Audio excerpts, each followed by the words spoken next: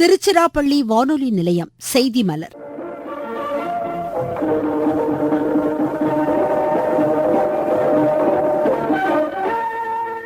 மத்திய அரசின் ஆத்ம நிர்பார் சுயசார்பு பாரதம் தொடர்பான சிறப்பு செய்தி மலர்.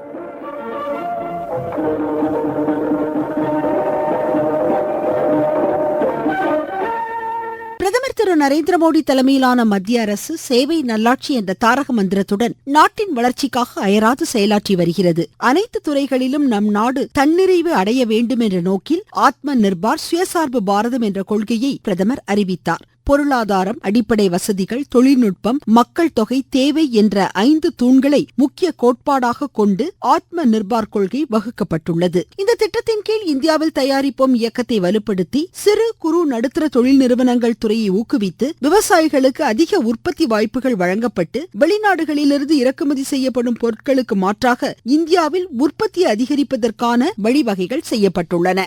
மத்திய அரசின் சீரிய முயற்சிகளால் ஸ்டார்ட் அப் நிறுவனங்கள் இந்தியாவில் தயாரிப்போம் இயக்கத்துடன் நம் நாடு வேகமான வளர்ச்சி கண்டு 4வது பெரிய பொருளாதார நாடாக உயர்ந்துள்ளது.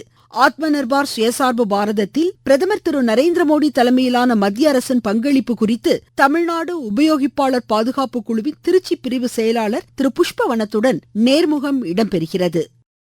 ஆத்ம நிர்பார் பாரதம், சுயசார்பு பாரதம்னு சொல்லலாம், தற்சார்பு பாரதம்னு சொல்லலாம். இந்த கொள்கையின் கீழ் பல்வேறு திட்டங்கள் நாட்டின் பொருளாதாரம், வேளாண்மை எல்லா துறைகளிலும் ஆத்ம நிர்பார் பாரத் தற்சார்பு நிலை எட்டப்படணும்னு சொல்லி பிரதமர் திரு நரேந்திர மோடி அறிவித்தார். ஆத்ம நிர்பார் பாரதம் என்ன, அதோடைய முக்கியத்துவம் என்ன, அது எப்படி வளர்ந்திருக்கு, அது தன்னுடைய இலக்கை எட்டி இருக்கா, இன்னும் என்ன மாதிரியான இலக்குகளை எட்டணும். 1965 நமக்கு பெரிய உணவு பற்றாக்குறை, ஃபெர்டிலைசர் பெஸ்டிசைட் எதுவும் கிடையாது. Consortium for American relief everywhere அப்படின்னு பெரிய ட்ரக் ஒன்று மெயின்கார்ட் கேட்ல வந்து நிற்கும். அதுலேருந்து பால் பவுடரை இலவசமாக விநியோகம் பண்ணுவாங்க. எவ்ரி 3 hours ஒரு கப்பல் நிறைய கோதுமை சென்னை துறைமுகத்தில் வந்து இறங்கும். அது உதவி. இந்தியாவுக்கு கிரெடிட் ரேட்டிங் ரொம்ப குறைவு, யாரும் கடன் தர மாட்டாங்க. ஒரே வழி நிதி உதவி கேட்கறதா. அப்படி இருந்த நாடு இது. பசுமை புரட்சி கொண்டு வந்து புதிய நெல்வகைகளை கண்டுபிடிச்சு, புதிய வழிமுறைகளை கண்டுபிடிச்சு, பெஸ்டிசைட் ஃபெர்டிலைசர் இறக்குமதி பண்ணி உணவு உற்பத்தியை பெருக்கினாங்க. இன்னைக்கு நம்ம வந்து உணவு உற்பத்தியில் தன்னிறைவு பெற்றது மட்டுமல்லாமல் உணவை ஏற்றுமதி செய்யவும் செய்கின்றோம். உலகத்திலேயே பால் உற்பத்தி அதிகமா பண்ற நாடு இந்தியா. பாலுடைய இதர பொருட்கள், பால்கோவா, இனிப்புகள், சாக்லேட்டுகள், அதுல இருந்து மற்ற பொருட்களையும் பண்ணி ஏற்றுமதியும் பண்றாங்க. சுயசார்புங்கிறது நாட்டு பொருளாதாரத்துக்கு மட்டுமில்லாம நாட்டு பாதுகாப்புக்கும் ரொம்ப அவசியம். வேளாண்மை, பால் உற்பத்தி, உணவு உற்பத்தியை பத்தி சொன்னீங்க. பொருளாதாரத்துல ஆத்ம நிர்பார் சுயசார்பு பாரதத்தோட முக்கிய பங்கு, அது எப்படி செயல்படுகிறதுன்னு விளக்கமா சொல்லுங்க. நம்ம இறக்குமதி தான் அதிகமாக பண்ணுவோம், ஏற்றுமதி குறைச்சலாக இருக்கும். அதனால அந்த நாட்டோட தயவு நமக்கு வேண்டி இருந்தது. குறிப்பாக அமெரிக்கா, ரஷ்யாலேருந்து நம்ம ஆயுதங்கள் வாங்கிட்டு இருந்தோம். அதனால முழுவதுமாக நம்ம சார்ந்து இருக்க வேண்டும். பொருளாதாரத்திலையும் ஆயுதம் வாங்குறதுலையும் சார்ந்து இருந்துட்டாக்க அரசியலையும் சார்ந்து இருக்கணும். அது மாதிரி நிலைமைக்கு நம்ம தள்ளப்பட்டோம். இறக்குமதிக்கு டாலர் வேணும், டாலருக்கு அந்நிய செலவாணி வேணும். வாரம் இறக்குமதி பண்ணா உடனே பணம் கட்டணும்ல. அது மாதிரி 3 வார இறக்குமதிக்கு தான் இந்தியா அந்நிய செலவாணி இருந்தது. தனியார் துறையில ஒரு பெரிய ஆற்றல் இருந்தது. அதை ஊக்குவிச்சு அதை வெளியில கொண்டு வந்தோம்னா அந்த பொட்டன்ஷியல் வெளிப்பட்டு தனியார் துறை எல்லா இடத்துலையும் கால் பதிச்சு ஆக்கிரமிச்சு உற்பத்தி செய்து பொருளாதாரத்தை அப்படியே மேல தூக்கி கொண்டு போனாங்க. பிரைவேடைசேஷன், குளோபலைசேஷன், எல்பிஜின்னு சொல்லுவாங்க. குளோபலைசேஷன் என்னன்னாக்க, ஒரு நாட்டிலிருந்து எந்த நாட்டிற்கும் எந்த இடத்திற்கும் லேபர், தொழிலாளர்கள், முதலீடு, எந்திரங்கள், தொழில்நுட்பங்கள் இதை அப்படியே மாத்தி எடுக்கலாம், எங்க வேணா போலாம். அது மாதிரி ஃப்ரீ ட்ரேட் வந்ததுனால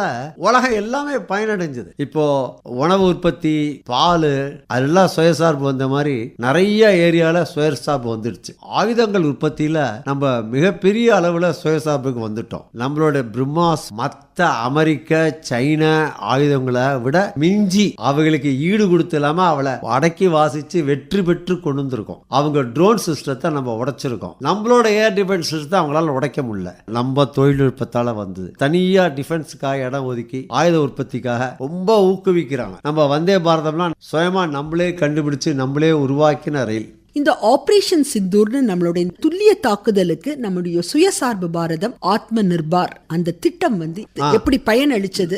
ஆயுதங்களை உற்பத்தி பண்ணி அதை ரகசியமாகவும் சிலது வெளிப்படையாகவும் பரிசோதனை பண்ணி வச்சுட்டு இருந்தோம். அதனோட சக்தி வெளிநாட்டுகளுக்கு தெரியல. ஒரு சந்தர்ப்பம் வரும்போது பிரமாதமா அதை யூஸ் பண்ணிட்டாங்க. நம்ம பிரம்மோஸ் ஒரு 2 மீட்டர் 1 மீட்டர் கேப்ல இலக்கை நோக்கி கரெக்டா அடிக்கக்கூடிய அளவுக்கு சக்தி வாய்ந்தது. இது மற்ற நாடுகளுடைய ஆயுதங்களில் கிடையாது. சைனாலேருந்து வாங்கின ஏர் டிஃபென்ஸ் சிஸ்டம் யாருமே தொலைக்க முடியாதுன்னு சொல்லின்றதை நம்ம தொலைச்சு காமிச்சிட்டோம். அதே சமயம் ஒரு ஆயிரக்கணக்கான ட்ரோன்ஸ் வந்ததை சுட்டு தள்ளிட்டோம். அதாவது நம்ம டிஃபென்ஸ் சிஸ்டம் பாதுகாப்பா இருக்கு. நம்மளோட ஆயுதங்கள் உலகத்தரத்தையும் மிஞ்சி துல்லியமாக தாக்குதல் நடத்தக்கூடிய சக்தி உள்ளது அப்படின்னு நம்ம நிரூபிச்சிட்டோம். நம்ம பிரம்மோஸ் கொரோனா ஹில்ஸ்னு ஒரு இடம் இருக்கு. அதுல 4 ஏவுகணைகளை துல்லியமா வீச்சு. 1 ஏர்போர்ட் டார்மக் வண்டி விமானம் ஓடுற இடம், அதுல அடிச்சு அந்த விமான நிலையம் ஓடாம பண்ணிச்சு. 2 அங்க இருக்கிற விமானத்து மேலேயே குண்டு போட்டுருச்சு துல்லியமா. 3வது கொரோனா ஹில்ஸ்ங்கிற அந்த ரூஃப்ல குண்டு போட்டுச்சு. 4வது இந்த கொரோனா ஹில்ஸ் குகை மாதிரி இருக்கு, அது வாசல்ல ஒரு குண்டு போட்டுச்சு. இதுதான் அமெரிக்காவை அலற வச்சது. நம்ம நாட்டில் எல்லாமே உற்பத்தி பண்ணலாம். இந்த சக்தி எப்படி வந்ததுன்னா கல்வி கொடுத்த முக்கியத்துவம். தமிழ்நாட்டில் 700 இன்ஜினியரிங் காலேஜ், அதனால படிப்புக்கு முக்கியத்துவம் கொடுத்து வி ப்ரொடியூஸ் மோர் இன்ஜினியர்ஸ். எல்லா விதத்திலையும் முன்னேறி இருக்கும்.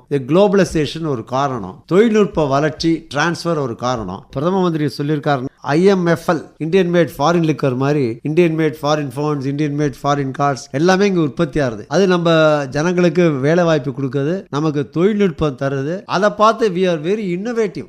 இந்தியாவில் தயாரிப்போம், ஸ்டார்ட் அப் இந்தியா, இளையோருடைய திறன்களுக்கு ஒரு முக்கியத்துவம் கொடுத்து நிறைய மாபெரும் திட்டங்கள், சிறப்பு பயிற்சிகள், படைப்பாற்றல் திறனை ஊக்குவிக்கிறது, திறன் மேம்பாட்டு திட்டங்கள், இது எல்லாம் மத்திய அரசு செயல்படுத்திட்டு இருக்கு. இதை சுயசார்பு பாரதத்தோட நீங்க எப்படி கனெக்ட் பண்ணலாம்?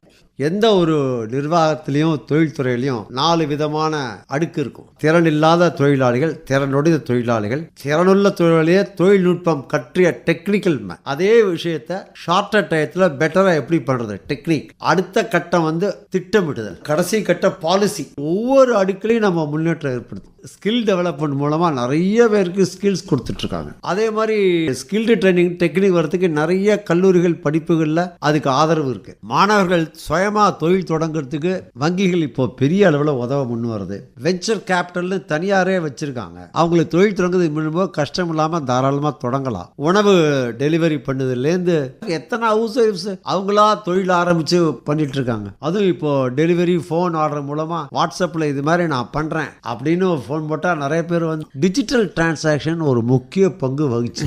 மின்னணு தொழில்நுட்பம், ஆமா, இது சுயசார்பு பாரதத்தோட ஒரு முக்கிய அங்கம். Everybody has a phone. பதனி கடையிலேருந்து எல்லாரும் ஒரு QR கோடு வச்சிருக்கான். அமெரிக்காலேருந்து வந்தவங்களாம் அதிசயப்பட்டு போறாங்க. உலக அளவில் அதிக பண்றது நம்ம தான். அதனால வர்த்தகம் ரொம்ப சுலபமாயிடுச்சு. இந்த டிஜிட்டலைசேஷனால நம்மளுடைய வர்த்தகம் பெருகி, வணிகம் பெருகி, உலகளாவிய எல்லா நாடுகளுக்கும் நம்மளுடைய பெருமை தெரிஞ்சு நம்மள ஒரு வியப்போட கண்ணோக்குறாங்க. அதுக்கு ஏற்ற மாதிரி அதுக்கு உண்டான கல்வியை ஏற்படுத்தி தந்தோம். தனியார் துறையில அரசு துறையை போல பல மடங்கு வேலை வாய்ப்புகள் இருக்கு. நம்பர் 2, சுயசார்பா தொழில் தொடங்கினா அதுக்கு சமமான வருமானத்துக்கு சந்தர்ப்பம் இருக்கு. கடின உழைப்பு போட்டாக்க எந்த துறையிலையும் நீங்க சம்பாதிக்கலாம். அதனாலே நம்ம பொருளாதாரமும் வசந்திருக்கு. பிரதமர் இன்னொரு ஸ்டெப் அதிகமா போயிட்டாரு. மேட் இன் இந்தியா அப்படின்னு சொல்றத எடுத்துட்டு மேக் ஃபார் த வேர்ல்ட். நம்மளே தயாரிக்கணும். நம்ம நாட்டு தொழில்நுட்பத்தை நம்ம நாட்டு இளைஞர்களை வச்சு பொருளாதாரத்தை முன்னேற்றணும். நமக்காக மட்டுமல்லாமல் உலகத்திற்காக தயாரிக்கணும். நம்ம தயாரிச்ச ஆடைகள் எல்லா நாட்டிலையும் வேணும். நம்ம தயாரிக்கிற ஆயுதங்கள் எல்லா நாடும் வாங்கணும். ஏற்கனவே பிரம்மோஸுக்கு நிறைய ஆர்டர் வந்திருக்குன்னு சொல்றாங்க. ஆப்பிரிக்கால ரயில் பாதை போட்டதெல்லாம் நம்ம இன்ஜினியர்ஸ் தான். அது மாதிரி நம்ம ரயில்களை எல்லா நாட்டும் வாங்கணும். தரத்துக்கு இனிமேதான் முக்கியத்துவம் கொடுக்கணும். அதே சமயம் இன்னொரு ஆபத்து இருக்கு. உள்நாட்டு வியாபாரம், உள்நாட்டு உற்பத்தியை பாதுகாக்கிறது. நம்ம உள்நாட்டிலேயே போட்டியை ஏற்படுத்தணும். தமிழ்நாட்டு பொருட்களும், குஜராத் பொருட்களும், உத்தரப்பிரதேச பொருட்களும், மத்திய பிரதேசம் ஏற்படுத்தி தரத்தை நிர்ணயிக்கிறது உபயோகிப்பாளர்கள் தான். இதெல்லாம் உணர்ந்து செயல்பட்டு கோரிக்கை வைத்து இந்த தரம் இந்த தான் வாங்குவேன், என்கிட்ட வாங்க மாட்டேன், வேற கடைக்கு போவேன் இப்படிலாம் சொல்லி we are the boss, you must behave like a boss. இது மாதிரி நம்ம கோரிக்கை வச்சு நிறுத்திட்டோம்னா தரம் தானே வசரம். தரம் வசம் தான் நமக்கும் நல்லது, வியாபாரத்துக்கும் நல்லது. அது உலகளவில் நம்ம மதிப்பும் உயரும். இந்திய பொருட்கள் தரமானவைங்கிற ஒரு பெயரும் வெளியில வரும். அதை தரத்தை டிமாண்ட் பண்ணாதான் கிடைக்கும். உங்க உபயோகிப்பாளர் இருக்கிற அந்த தரத்தையும் சுயசார்பு பாரதத்திற்கான அந்த பாதையையும் நீங்க லிங்க் பண்றீங்க. கரெக்ட். உபயோகிக்கிற பொருட்களை தரத்தை பற்றி நமக்கு தெரியறதுக்கு ஒரு வாய்ப்பே இல்லை. அரசு பரிசோதனை சாலையில் போய் நீங்கள் கொடுத்து வாங்க முடியாது. தனியார் பரிசோதனை 1500 ரூபா, நாங்கள் 25 ரூபாய்க்கு டெஸ்ட் பண்ணுறோம். குறிப்பாக தங்க நகையோட தரத்தை டெஸ்ட் பண்ணுறோம் 100 ரூபாய்க்கு. தேசிய அங்கீகாரம் பெற்றிருக்கோம் எங்களுடைய பரிசோதனை சாலைக்கு. நாங்கள் கொடுக்குற முடிவுகள் இந்தியாவில் உள்ள எல்லா நீதிமன்றங்களாலையும் ஒப்புக்கொள்ளக்கூடியவை. ஒரு தடவை பரிசோதனை பண்ணி 2 தடவை பரிசோதனை பண்ணால் அப்புறம் நீங்கள் தைரியமாக நம்பி வாங்கலாம். இந்த நுகர்வு பொருட்களை நம்ம அந்த தரத்தோட வாங்க போற சமயம் அது சுயசார்பு பாரதத்திற்கான ஒரு முக்கிய அங்கமா ஒரு பங்கு வகிக்கும்னு நீங்க சிறப்பா சொன்னீங்க சார். வளர்ச்சி அடைந்த பாரதம்னு நம்ம ஒரு இலக்கு வச்சிருக்கோம். நம்மளுடைய 100வது சுதந்திர தினத்தின் போது வளர்ச்சி அடைந்த பாரதம் அப்ப நாடு தன்னிறைவை பெற்றிருக்கணும், சுயசார்பு நிலையை அடையணும்னு. அதுக்கான ஒரு முயற்சியை நம்ம பாரத பிரதமர் எடுத்துட்டு இருக்காங்க. இப்பவுமே அது ஒரு வெற்றியான ஒரு இலக்க நோக்கி தான் போயிட்டு இருக்கு. இதுக்கு தேவையான வேறு ஏதாவது உண்டா, இல்ல இதே பாதைகள்ல போலாமா? போனா நம்மளுடைய வளர்ச்சி அறுதியுட்டு கூற முடியுமா இது வெற்றி? சீர்திருத்தங்கள் ரொம்ப அவசியம். 2012-13 நம்ம 11வது இடத்துல இருந்தோம். உலக அளவில் பொருளாதாரத்தில் 4வது இடத்துல இருக்கும். 2030 3வது இடத்துக்கு வந்துருவோங்கிறாங்க. பை 2047 2வது இடத்துக்கு வந்துருவோங்கிறாங்க. இதை நோக்கி போகும்போது மொத்த உள்நாட்டு உற்பத்தி கிராஸ் டொமஸ்டிக் ப்ராடக்ட் இருக்குல்ல, அது 1% குறைஞ்சா 1 மில்லியன் 10 லட்சம் பேர் வறுமை கோட்டிலேருந்து வெளியே வந்துருவாங்க. ஆனால் அதிசயமாக நம்ம பட்ஜெட்ல ப்ரொஜெக்ட் பண்ண 6.5% விட அதிகமாக 7%, 7.8 எதிர்பார்த்ததை விட அதிக உள்நாட்டு உற்பத்தி அதிகரிச்சிருக்கு. அப்பனா நம்ம அரசாங்கம் கேர்ஃபுல்லா போறாங்க. அரசாங்கத்துல 3 விஷயங்கள சொல்லலாம். ஒன்னு, பேங்கிங் செக்டார் அவங்க வந்த பிறகு ஊழல் இல்லாம லாபத்துல ஓடிட்டு இருக்கு, கடன் வாங்குறது ஈஸியா. 2வது, பிஸ்கல் டெபிசிட் பற்றாக்குறை ஓரளவுக்கு தான் அதுக்கு கீழே இருக்கு. 3வது, பணவீக்கம் ரொம்ப குறைவா இருக்கு, 1.82லயே இருந்துட்டு இருக்கு 4-5 வருஷமா. அந்நிய நாட்டு செலவாணி அதிகரிச்சுட்டு போறது. எந்த நிமிடம் கேட்டாலும் அனைத்து குறுகிய கால கடன்களையும் ஒரே சமயத்தில் திருப்பி தர வேண்டிய அளவிற்கு அந்நிய செலவாணி வைத்திருக்க வேண்டும். இது ஒரு அளவுகோல். அதுக்கு மேலேயே வச்சிருக்கோம். 680 பில்லியனுக்கு மேல வச்சிருக்கோம். 66ல இருந்து 2025க்கு ரொம்ப வளர்ச்சி அடைஞ்சிருச்சு. சுயசார்பு பாரதம், மத்திய அரசாங்கத்தோட நிலைப்பாடுகள், சீர்திருத்தங்கள் இதெல்லாம் வச்சு 2047ஆம் ஆண்டு இந்தியா நம் தேசம் வளர்ச்சியடைந்த நாடா உருவாகும். இதுல சுயசார்பு பாரதம் ஒரு முக்கிய பங்கு வகிக்கும். கட்டாயம். எப்படி இருந்துன்னு இந்த இளைஞர்களுக்கும் இக்காலத்தை மனிதர்கள் சொல்றேன். 1965 லால் பகதூர் சாஸ்திரி பிரதம மந்திரி. உணவு பற்றாக்குறை, என்ன பண்றதுன்னு தெரியல, வாரத்தில் ஒரு நாள் உணவை தியாகம் செய்யுங்கள், சாப்பிடாதீர்கள் சொன்னார். நீங்க நம்புவீங்களா? No dinner on Monday nights. Hostel mess closed, அத்தனை ஹோட்டல்ஸும் க்ளோஸ்ட். 5 மணிக்கு அப்புறம் நீங்க போய் வெளியில சாப்பிடவே முடியாது. அப்படி இருந்தோம். நம்ம தேசம், நமக்கு பற்றாக்குறை, நம்ம இதுலேருந்து மீண்டு வரணும், நம்ம அரசோட ஒத்துழைப்போம். நாங்களாம் நிஜமாவே பட்டினி கிடந்தோம். நான் இதை ஏற்கனவே ட்விட்டர்லயும் பத்திரிகையில எழுதியிருக்கேன். எப்போ அமெரிக்கா ஆயில் வாங்கப்படாது ரஷ்யால, ஏன் ஆயில் வாங்கினா 50% டாரிஃப் போட்டதோ, நான் பிரதம மந்திரிக்கும் பெட்ரோலியம் மினிஸ்டருக்கும் நிதி மந்திரிக்கும் என்னோட ஆலோசனையே சொல்லியிருக்கேன். வாரத்தில் ஒரு நாள் 6 மணிக்கு அப்புறம் பிரைவேட் கார்ஸ் எதுவும் போகாதுன்னு தடை போடுங்க. பப்ளிக் டிரான்ஸ்போர்ட் கூட குறைச்சிருங்க. ஆம்புலன்ஸ் போகலாம். இருக்க முடியாதா நம்மளால? முடியும். அந்த அளவுக்கு பெட்ரோல் கன்சம்ப்ஷன் குறையுமா குறையாதா? சீனியர்ஸ் ஜூனியர்ஸ் சொல்லணும். இந்த 50% டாரிஃப்னால நமக்கு என்னென்ன problems will be facing sir? Our cotton exports will take a hit.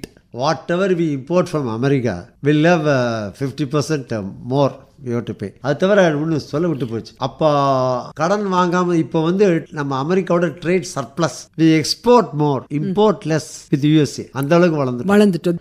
So if one door is shut, other doors are open. Poland, Australia, Nigeria அங்க பார்க்கணும் மார்க்கெட்டை சமாளிச்சு. கடைசியில் பொருளாதார நிபுணர் என்ன சொல்ற, நமக்கு 1% தான் இதனால குறையும் ஜிடிபிங்கிறாங்க. குறையும் பரவாயில்லங்கிறாங்க கவர்மெண்ட். ஒரு மாற்று வழிகளை ஆராயணும்னு சொல்றீங்க. திருப்பூர்ல ஐயோ வேலை போச்சேமா, அவனுக்கு கவர்மெண்ட் ஒரு சாப் கொடுக்கணும், ஒரு கன்செஷன் கொடுக்கணும். வேற இடத்துல மார்க்கெட்டு கவர்மெண்ட் அரேஞ்ச் பண்ணணும். பர்மாலாம் நம்ம போவே இல்லை. பர்மாலாம் மார்க்கெட் பிடிக்கணும். ஜப்பானோட போட்டி போடலாம். நம்ம சொல்ற சமயம் சுலபமா இருக்கு சார். ஆனா இதை போய் முனைந்து முழு வீச்சுடன் பண்றதுக்கான நடவடிக்கைகள் ரொம்ப பெருசா எடுக்க வேண்டியது. ஜனங்கள் அவங்க தான் பண்ணணும், தொழில் முனைவர்கள் தான் பண்ணணும், அரசாங்கம் ஹெல்ப் பண்ணும், அவ்வளவுதான். புதுசா ஒரு pressure necessity is a mother of invention. இப்படி ஒரு கிரைசிஸ்ல கொண்டாதான் we shall invent, we shall do something. 50% கூடுதல் டாரிஃபும் நீங்க ஒரு வாய்ப்பா தான் பாக்குறீங்க. ஆமா, வாய்ப்பு தான், சமாளிக்க முடியும்.